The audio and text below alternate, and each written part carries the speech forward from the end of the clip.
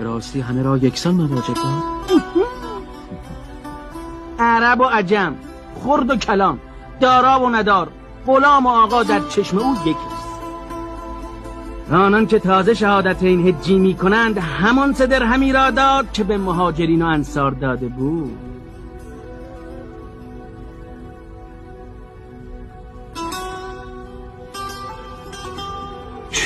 چرا خاموش کرد؟